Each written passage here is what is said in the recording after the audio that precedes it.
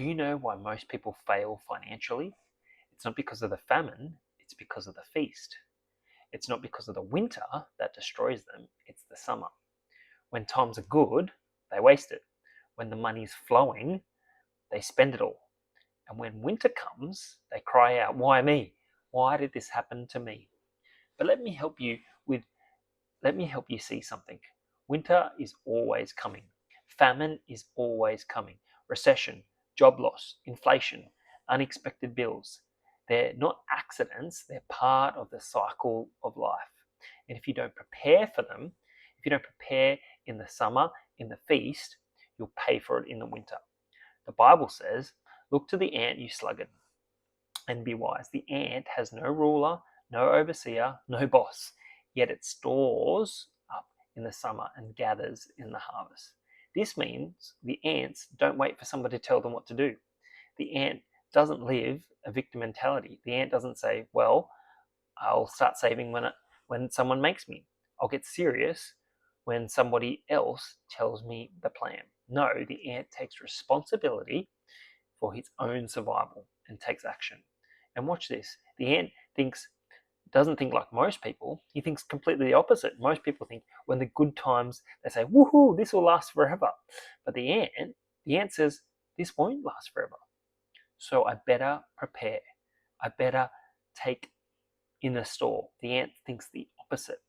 When you're celebrating, the ant is storing. When you're partying, the ant is preparing. And when you're wasting, the ant is working. And Joseph gave Pharaoh the exact same wisdom in Genesis.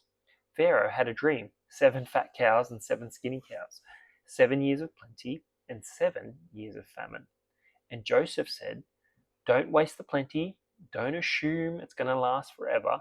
Put some aside, put some away, put some in store because bad times are coming." Pharaoh was wise enough to listen, and Egypt became the wealthiest nation in the world, while everyone else starved. So let me ask you, what seasons are you in right now? Is it summer? Is it plentiful? Are there good times? Are you getting every paycheck? Feeling like you're unstoppable and there's breathing room? My friend, this is the moment you need to prepare. Don't wait for the famine to wake you up. Don't wait for the winter to humble you. Because if you fail in the summer, you'll be destroyed in the winter. So today, I want to show you through the wisdom of the ant and the strategy of Joseph how to be different, how to prepare wisely, how to break free from the cycle of waste and worry. Stick with me, because by the end of this video, you'll know exactly what to do in the summer to prepare yourself in the winter. Sorry, you'll know what to do. Yeah, that's right. Okay, so let's have a look in an old proverb.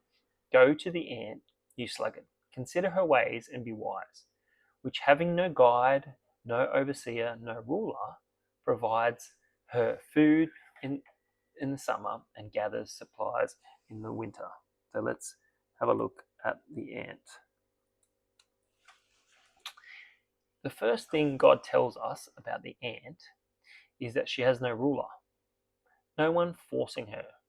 No one snapping a rod over her back. Nobody checking up on her. Nobody telling her it's time to clock in, it's time to clock out. But yet, she prepares. Here's the principle: successful people don't need a supervision to do the right thing.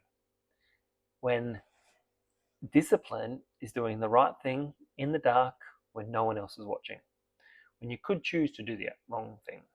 Unsuccessful people always need a boss, a deadline, a crisis before they take action.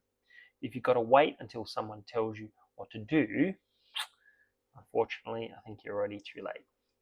The ant doesn't live with a victim mentality. She doesn't say, "Well, nobody taught me how to save. Nobody gave me a budget. Nobody handed me a financial plan." No, she takes responsibility and she acts and she moves. Let me contrast this for you. Poor thinking is poor versus rich.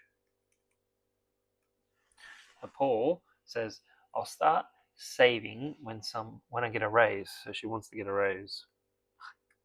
right? That's responsibility is on something else. The wise says, if I can't save with a little, how am I going to save a lot? So that's responsibility. Save with a little. Right? See the contrast? Paul says, I'll prepare when someone forces me. That's a force. Again, that's on someone else, right? That's passing the buck to someone else.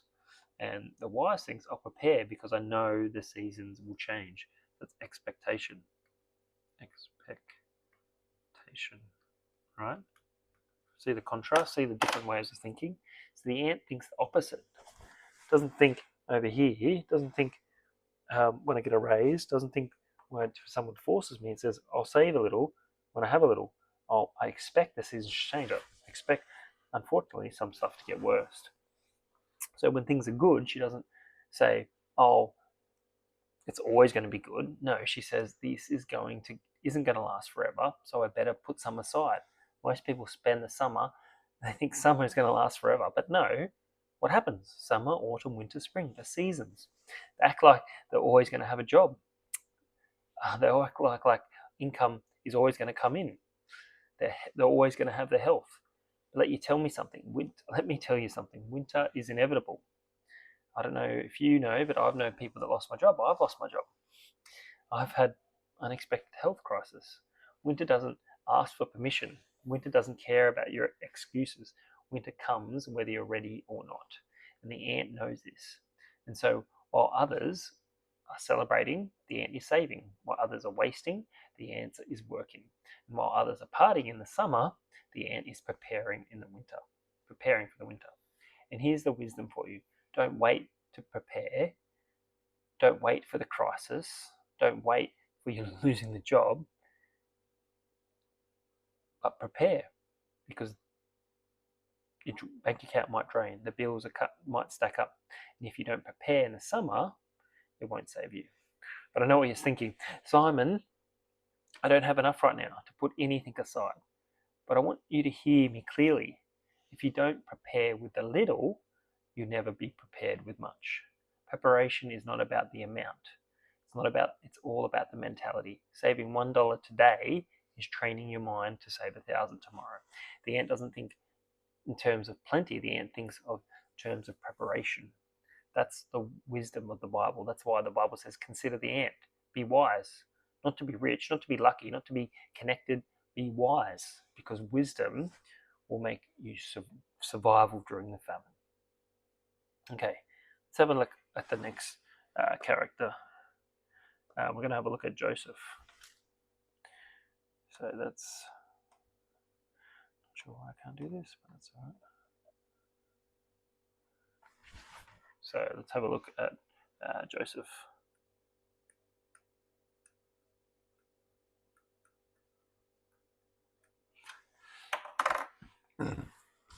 Now, if the ant shows us personal responsibility, Joseph shows us leadership responsibility. In Genesis 41, Pharaoh has a dream. 7 fat cows, and you've probably heard it, 7 skinny cows. 7 years of abundance versus 7 years of famine. But nobody can interpret it until Joseph rocks up. And Joseph says to Pharaoh, here's what it means. There's going to be 7 years of plenty. Don't get it twisted. The plenty is not permanent. The plenty is going to run out. And afterwards, there's going to be 7 years of famine. The famine is coming. So if you're wise, you'll take 1/5 and put it aside of the good years and store it up, so that when the famine comes, you'll have something to survive on. Now let's pause right there. Pharaoh could have done what most people have done and thought, well, there's 7 years of plenty. We're going to have abundance. We're going to have a lot. Let's feast. Let's party. Let's live it up. Let's spend it all. But Joseph said, no, don't waste it. Steward it. Steward the plenty. And here's the principle. Good times are not permanent. Wealth cycles, economic cycles, the stocks go up and the stocks go down. Housing prices go up, housing prices go down. The interest rate rises, the interest rate drops. Even your personal health, your energy cycles, they go up and down. And the wise person prepares when they're in the season of the plenty. If you can prosper, so you can prosper in the famine. The foolish waste in the plenty, and then they panic in the famine. Think about it. Egypt became the wealthiest nation in the world at that time, not because they had plenty, because everyone else around them had the same plenty. All the nations, they would have experienced the same great seasons of rain and harvest and plenty. But everyone else would have used up their plenty. They would have partied. They would have lived it up thinking that it's going to last forever. But Egypt stored it aside. And when the famine came, everyone else ran out and they came to Egypt begging for Egypt for food. They first sold them everything and then they became their slaves because that's how much they needed the food. Don't miss this. Pharaoh became the most powerful man in the world, not because of what he produced, but because of what he prepared. Think about that. Preparation produces power. When others are begging, you're buying. When others are selling, you're storing. When others are falling apart, you're building an empire. And let me contrast this for you. Most people in good times, they upgrade their car, they max out their credit card, they go on vacation, they spend it, think it's going to last forever. But wise people in good times, they pay down debt, they build savings, they invest, they create margin. And that's Joseph's wisdom right there. Don't live like the plenty will last forever. Treat plenty like it's temporary. It's only a season. It'll pass. And the famine, unfortunately, is coming. Now, let me bring it home. What do you do when you get a raise? Do you raise your spending? Guilty. Don't have to put in the comments. Do you raise your lifestyle? Do you buy nicer clothes, nicer things? Upgrade your phone? Buy a bigger car, bigger house? What happens when you get a tax refund or a bonus for Christmas? Do you blow it? Or do you store it? Do you put some aside? See, Joseph's strategy isn't ancient history, it's financial freedom today. Because the same cycles happen today. We still have plenty of them. We still have times of famine, we still have times of abundance. But the same wisdom still applies. Don't waste the plenty. Steward the plenty. Prepare in the summer because winter is coming. Okay, let's talk about the cycle. Because whether you're an ant, tiny little ant, or Pharaoh, the principle is the same. Life moves in seasons, doesn't it? We know it. It goes round and round. Summer, autumn, winter, spring, right? It goes round, round, round. It's continual. It's a cycle. The problem is most people live like it's always summer. Who's my summer people? Yeah. Who's my winter people? Let me know in the comments. They think the paycheck will always be there. They think the market will always be going up. They think the good health will always stay. But wisdom says, no, winter is inevitable. Think about it. If you can't control seasons, you don't get to say, I don't want it to be a recession this year. I don't want to lose my job. I don't want the unexpected bills. I don't want a health scare. You can't say those things. They show up unexpectedly, whether you're ready or not. And here's the contrast. Fools spend like the summer is forever, while the wise prepares in the winter. Now let's make it real. Have you ever noticed how quickly life can flip? One moment you're employed, the next moment your company downsizes. One moment your health is fine, the next you're staring at a medical bill. One moment the economy is booming, the next it's crashing. That's the cycle. And watch this. The people who survive, even thrive in the winter, aren't the ones who complain about the cold. They're the ones who built a fire in the summer. Let me give you a picture. Imagine two families, both making the same income. Family A spends everything. New car, streaming subscriptions, eating out, no savings, no plan. Family B lives differently. They save a little. They pay down debt. They build an emergency fund. And watch this. When the car breaks down, family A is in a big crisis, begging for a loan. Family B pays cash. When the job loss hits, the family A is drowning. They're panicking. Family B, they're okay. Different outcome. The law of seasons, you can't avoid it. Can't avoid famine. Can't avoid winter. You need to prepare for it. You can't stop it. It's coming. Winter shows you if you've been wise in the summer or if you've been wasteful. So my question to you isn't when is the famine coming? Will the winter come? The question is, will you be ready? Will you be prepared? Will you do the hard work now? Okay, so we learned from the ant and we've learned from Pharaoh. Now we've learned about the cycles. Let's bring this all the way together. Here are some practical steps that I'm going to give you in this rhythm so you don't forget it in this rhyme. So save some, store some, sow some. Have you got that? Save some,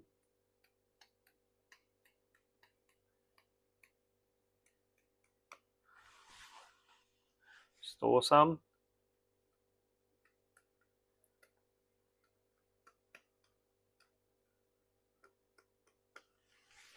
and sow some.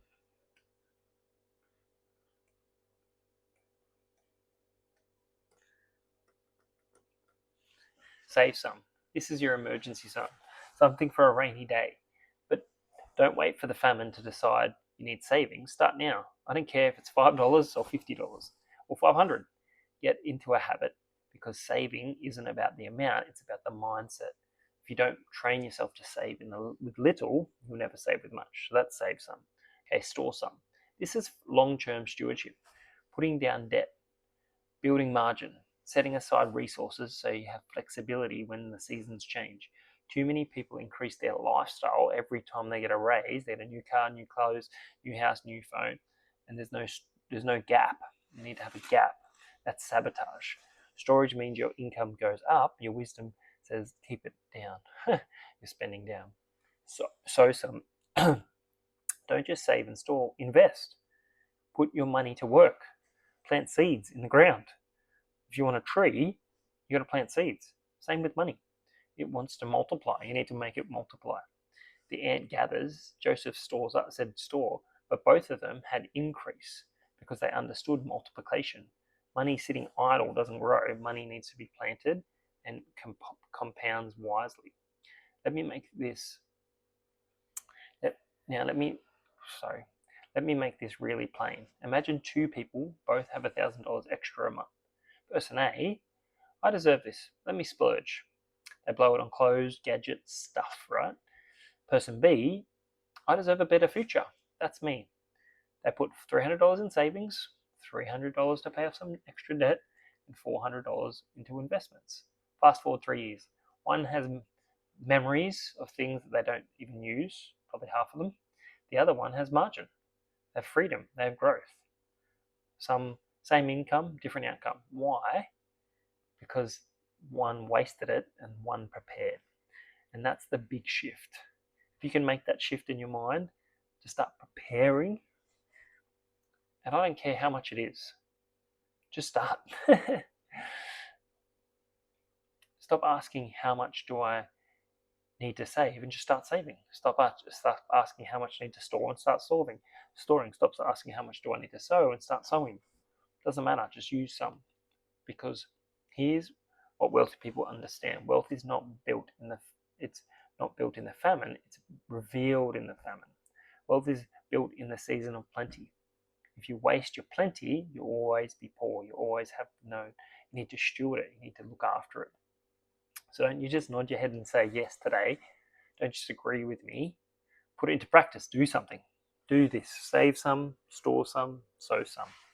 You can do it, even if it's $5 this week, so that you can prepare in the summer, because winter is coming.